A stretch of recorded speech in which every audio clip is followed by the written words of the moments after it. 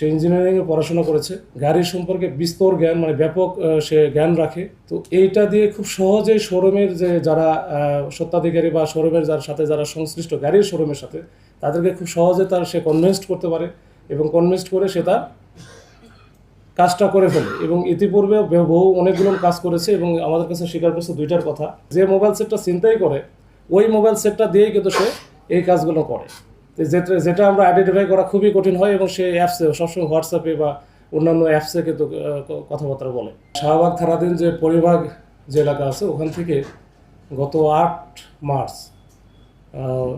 Toyota Harrier zip গাড়ি ছিনতাই হয়েছিল। এই ছিনতাইয়ের ঘটনাকে কেন্দ্র করে আমরা যে অপারেশন করি এবং সেই ছিনতাইকৃত গাড়িটি উদ্ধার এবং তার সাথে আমরা পিস্তল উদ্ধার করি, এইটা নিয়ে আজকে আমরা একটু ব্রিফিং করব। এই হুইলস ডিলস নামে একটি গাড়ির শোরুম আছে। এই শোরুমের স্বত্বাধিকারী মাসরুর নাইর, তিনি একজন জাপানিজ গাড়ির ডিস্ট্রিবিউটর ইম্পোর্টার হিসেবে ওখানে কাজ করে। তো গত 8 মার্চে সন্ধ্যার দিকে তার আগেই তার সাথে একজনের যোগাযোগ হয় যে সে হেরিয়ার গাড়ি নিতে চায়। এটা হয়তো বা অনলাইন থেকে সে নিয়েছে বা পাওয়ার কারণে তার সাথে যোগাযোগ করেছে এবং তার সাথে চ্যাটিং হয়েছে হোয়াটসঅ্যাপে। তো ওই প্রেক্ষিতে 7:30টার দিকে 7:30টার দিকে সে শোরুমে যায়। ওই সময় গাড়ির যে শোরুমের যে মালিক মাসুক নাইল, সে ছিল না, তার চাচাতো ভাই শোরুমটা দেখাশোনা করে পিয়াল মাহমুদ, সে ছিল। সে তাকে গাড়িগুলো দেখানোর একটা পর্যায়ে সে বলে যে গাড়িটা সে ছিনতাই করেছে, ওই গাড়িটা তার পছন্দ হয়েছে। তো পছন্দ হওয়ার পরে সে মাসুক নাইলের সাথে কথা বলে একটা পর্যায়ে বলে যে যেহেতু গাড়িটা আমি নিব, এই গাড়িটা আমার একটু টেস্ট করে দেখা দরকার।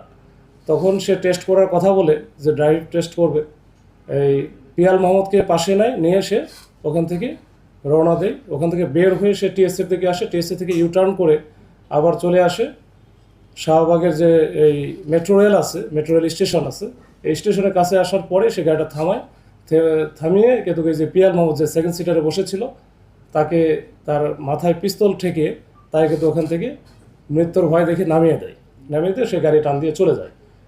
তো এর প্রেক্ষিতেই পরের দিনই এই মাসরুর নাইম, যে স্বত্বাধিকারী শোরুমের, উনি থানায় আসার পরে একটা মামলা দায়ের করে, যেটা হচ্ছে পেনাল কোডে 394 ছিনতাইয়ের একটা মামলা। তো এই প্রেক্ষিতে আমরা কাজ শুরু করি। তো আমরা একটা টিম গঠন করি। এই টিমের নেতৃত্বে আমি সহ আমাদের এসি মামুন, ওসি শাহবাগ সহ আমাদের একজন কনস্টেবল আছে রিমন, খুবই ভালো কাজ করে। তো ওদের নেতৃত্বে একটা টিম গঠন করার পরে এই টিমটা আমরা চেষ্টা করি যে সিসি ক্যামেরা পর্যালোচনা করি, ওইখানে আমরা স্থানীয় গোয়েন্দা সূত্র বা সব কিছু দিয়ে আমরা এটা চেষ্টা করি যে উদ্ঘাটনের জন্য। একটা পর্যায়ে আমরা এই আসামিকে শনাক্ত করতে সক্ষম হই এবং আসামির পিছনে আমরা লেগে থাকি। তো একদিন আমরা যে গত পরশুদিন রাত্রে ভোরের দিকে আমরা ওর অবস্থানে একটা পাই যে গুলশান থানাধীন যে 41 নম্বর রোড আছে, এখানে আমারই হোটেল আছে, আমার হোটেলের সামনে সে অবস্থান করছে।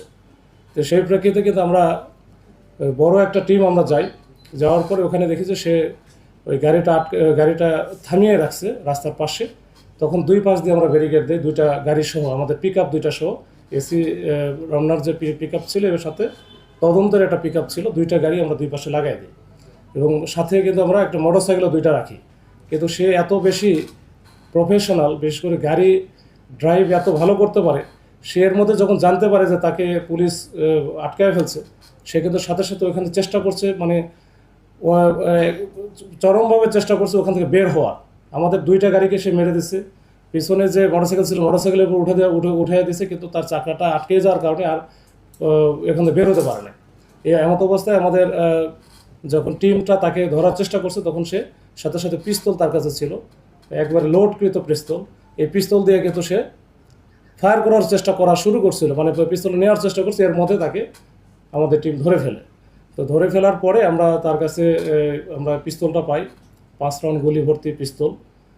আর যে গাড়িটা ছিনতাই হয়েছিল, এই যে টয়োটা হ্যারিয়ার জিপ গাড়ি, সেই গাড়িটা তো ওইখানেই ছিল, ওই গাড়িটা আমরা সহ পাই। এরপর ওখান থেকে নিয়ে আমরা তাকে এই অবৈধ অস্ত্র রাখার জন্য যেটা আর্মস অ্যাক্টে যে মামলা, সেই মামলাটাও হয়েছে গুলশান থানায়। এবং আমরা আজকে তাকে কোর্টে সেন্ড আপ করবো। তো তো তার সম্পর্কে আমরা জানতে গিয়ে পারলাম যে সে হচ্ছে একজন হাইলি টেকনোলজির দিক দিয়ে খুবই এক্সপার্ট, এবং সে হচ্ছে এই যে আবার একজন পেশায় ইঞ্জিনিয়ার। টানা সপ্তমবারের মতো বেস্ট টিস্যু পেপার ব্র্যান্ড হিসেবে স্বীকৃতি পেয়েছে বসুন্ধরা টিস্যু। সে ইঞ্জিনিয়ারিংয়ে পড়াশোনা করেছে, গাড়ির সম্পর্কে বিস্তর জ্ঞান, মানে ব্যাপক সে জ্ঞান রাখে। তো এইটা দিয়ে খুব সহজেই শোরুমের যে যারা স্বত্বাধিকারী বা শোরুমের যার সাথে যারা সংশ্লিষ্ট গাড়ির শোরুমের সাথে, তাদেরকে খুব সহজে সে কনভিন্সড করতে পারে, এবং কনভিন্সড করে সে তার কাজটা করে ফেলে। এবং ইতিপূর্বে বহু অনেকগুলো কাজ করেছে, এবং আমাদের কাছে স্বীকার করেছে দুইটার কথা। বিশেষ করে জানুয়ারি মাসে 27 তারিখে একটা ঘটনা ঘটেছিল তেজগাঁ থানা, তেজগাঁ শিল্পাঞ্চল থানায়। ওইখানেও কিন্তু একইভাবে ওই যে মাথায় পিস্তল ঠেকে টেস্ট ড্রাইভের কথা বলে সে আর একটা গাড়ি ওখান থেকে নিয়ে যায়। ওটা মামলা হয়েছিল। তো ওই যেহেতু ওই মামলা এখনও ডিটেক্ট হচ্ছিল না, তার সম্পর্কে জানা যায় না। এরপরে যে এইটা হওয়ার পরে আমরা কিন্তু বুঝতে পারছি যে সে এটার সাথে জড়িত, সে স্বীকারও করেছে। আরও 2-3টা ঘটনা আছে। ইভেন বাসায় গিয়ে মালিক সে যে এই ভাড়া নেবে, ফ্ল্যাট ভাড়ার কথা বলে কিন্তু সে ইতিপূর্বে বেশ কয়েকটা ঘটনা ঘটিয়েছে, যে ওখান থেকে এই টাকা পয়সা বা নগদ টাকা পয়সা এবং সাথে মোবাইল সেট, এগুলো কিন্তু ছিনতাই করে নিয়ে এসে যে মোবাইল সেটটা ছিনতাই করে ওই মোবাইল সেটটা দিয়েই কিন্তু সে এই কাজগুলো করে। তো যেটা আমরা আইডেন্টিফাই করা খুবই কঠিন হয়, এবং সে অ্যাপসে সবসময় হোয়াটসঅ্যাপে বা অন্যান্য অ্যাপসে কিন্তু কথাবার্তা বলে। এবং যেহেতু সে ইঞ্জিনিয়ার, সেগুলোর বিষয়ে খুবই পারদর্শী, এবং খুবই সে চালাক চতুর। এবং ওই দিনে আমাদের যে অপারেশনটা ছিল এটা খুবই ঝুঁকিপূর্ণ ছিল। তারপর আমাদের টিমটা একে অত্যন্ত দক্ষতার সাথে, পারদর্শিতার সাথে এই কাজটা ডিল করতে পেরেছে। এবং তার মতোই যে তার সাথে কথা বলে যেটা মনে হয়েছে যে সে একটু সাইকো টাইপের, যে এই যে এটা নেশায় পরিণত করেছে। তার সামনে অনেক হয়তো পথ ছিল, পেশা, সে বুয়েটের স্টুডেন্ট, তো সে অনেক, তার সামনে অনেক অবারিত পথ ছিল, কিন্তু তার এটা একটা নেশা টাইপের। এবং সে এই যে আমারই হোটেলে যে গেছে ওইখানে কিন্তু সে নিয়মিত ওইখানে, এবং আরও বিভিন্ন কিংফিশার বা অন্যান্য হোটেলেও কিন্তু সে নিয়মিত মদ্যপান বা ওই যে ডিজে পার্টি বা এরকম টাইপের ওই সময়টা দেয়। যেহেতু সে প্রচুর টাকা ইনকাম করে, একটা গাড়ি নিলে এই গাড়িগুলোর আবার আরেকটা বিষয় আছে, এই গাড়ি নিয়ে তো এই গাড়িগুলোর তো কোনো কাগজপত্র তার কাছে থাকে না, তো সরাসরি কিন্তু বিক্রি করতে পারে না। এটা আবার ওই যে যার কাছ থেকে নিল তাদের সাথে আবার একসময় যোগাযোগ করে র্যানসম বা মুক্তিপণের টাইপের মতো, যে 10 লাখ 20 লাখ, যেমন এইটার ব্যাপারে 20 লাখ টাকা সে অলরেডি দাবি করেছিল। এই 20 লাখ টাকা দিলে সে একটা জায়গায় হয়তো ফেলে রেখে আসতো বা দিয়ে আসতো, তাহলে টাকাটা সে পেয়ে যেত। এর আগে তেজগাঁ থানার ওটাও বলছে যে ওখানে 6 লাখ টাকা সে নিয়েছে। তো এরকম আর কি, এই হচ্ছে তার নেশা এবং তার অবস্থা। এবং তার যে সার্বিক দিক বিবেচনা করে আমার কাছে মনে হয়েছে যে সে কোনোদিন থামবে না, এটা চলতেই থাকবে। এবং ওই যে মদের বারের সাথে বা এইটার সাথে তার একটা ঘনিষ্ঠ সম্পর্ক আছে। রাত্রেবেলা সারা রাত সে বিচরণ করে বেড়ায় সারা ঢাকা শহরে। তো এই হচ্ছে আমার আজকের এই ব্রিফিংয়ের মূল বিবেচ্য বিষয়। আর আমার আরেকটা বিষয় যেটা আমি বলতে চাই, যে অপরাধী সে যেই হোক না কেন, অপরাধ করে কিন্তু পার পাবে না। তাদেরকে আমরা ধরে ফেলবো। ওই জন্য আমাদের মেসেজ থাকবে যেন কেউ অপরাধ যেন না করে। অপরাধ করলে সে এখান থেকে পার পাওয়ার সুযোগ খুব কম, আমরা তাকে ধরে ফেলবো ইনশাল্লাহ।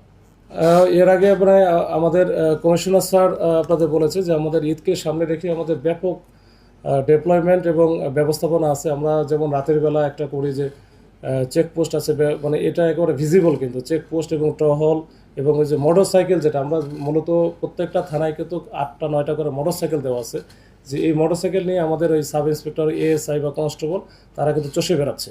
আর এর পাশাপাশি এখন যেন ঈদকে সামনে রেখে আমাদের অক্সিলিয়ারি ফোর্স দিয়েছে। অক্সিলিয়ারি ফোর্সের পাশাপাশি আমাদের ফোর্সেরা কিন্তু ফুড পেট্রোলিং করতেছে প্রত্যেকটা মার্কেটের সামনে, মার্কেট কেন্দ্রিক আর কি। তো এই মার্কেট কেন্দ্রিক আছে, আমরা চেষ্টা করতেছি আমাদের মতো করে যে সর্বোচ্চ শক্তি প্রয়োগ করে আমরা এটা ঠেকানোর চেষ্টা করছি।